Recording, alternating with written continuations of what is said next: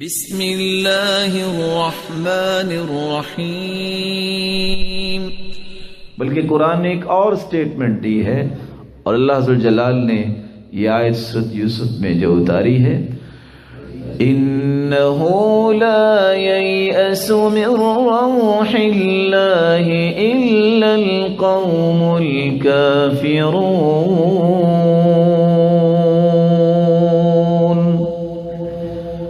اللہ تعالیٰ کی رحمت سے نا امید کافر ہوتے ہیں۔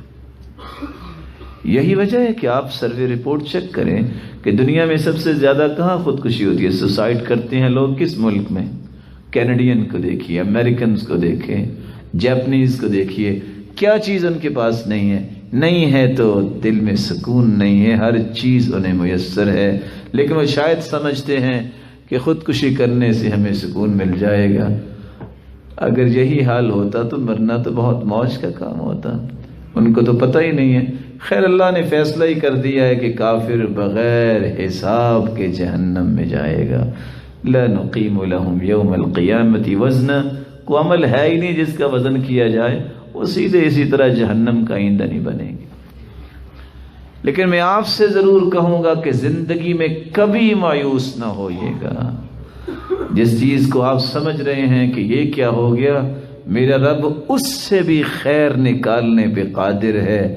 وہی یوسف کی وہی قمیض ہی تھی جس کو دیکھ کے قرآن کہتا ہے وَبِيَضَّتْ عَيْنَاهُ مِنَ الْحُزْنِ۔ یعقوب علیہ السلام نے جب دیکھا کہ یہ کیا ہو گیا، غم کی وجہ سے ان کی آنکھوں کی روشنی ختم ہو گئی۔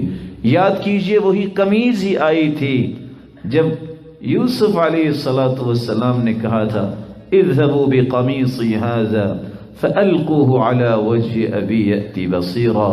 یہ قمیض سنبھال کے رکھنے والے تھے بنیامین، اور بنیامین ہی اپنے ساتھ لے گئے۔ لکھنے والے لکھاری لکھتے ہیں وہی قمیض ہی بھیجی، اسی قمیض کو دیکھ کے پریشان ہو گئے۔ وہی قمیض پہنچی، اللہ نے دوبارہ آنکھوں میں روشنی پیدا کر دی۔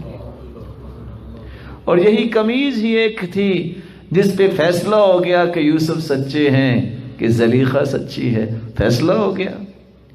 اس لیے میرا رب قادر مطلق ہے، وہ کسی چیز کو بھی جو چاہے کر سکتا ہے۔ بہت بڑا بادشاہ ہے، اتنا بڑا بادشاہ ہے، میری اور آپ کی عقل وہاں تک پرواز ہی نہیں کر سکتی۔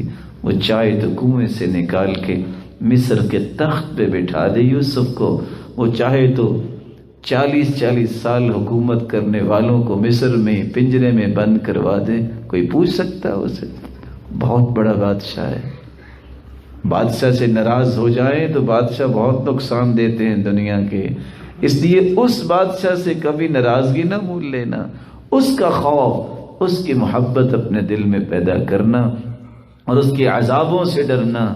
اللہ ذوالجلال نے جو قرآن میں بیان کر دیا ہے، اپنے رسول کی زبان سے بیان کروا دیا ہے، ان عذابوں سے بچنا یہ اصل ایمان ہے۔ اللہ اپنا خوف اور خشیت ہر ایک کو نصیب فرمائے۔